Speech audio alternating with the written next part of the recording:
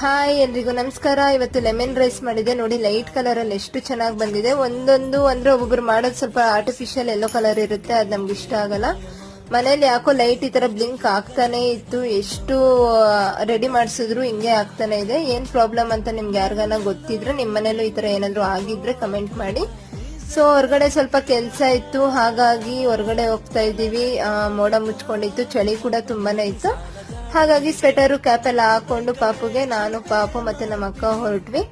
ಹಾಗೆ ಕೆಲಸ ಮುಗಿಸ್ಕೊಂಡು ಮತ್ತೆ ಆಟೋ ಬುಕ್ ಮಾಡ್ಕೊಂಡು ಮನೆ ಕಡೆ ಹೊರಟ್ವಿ.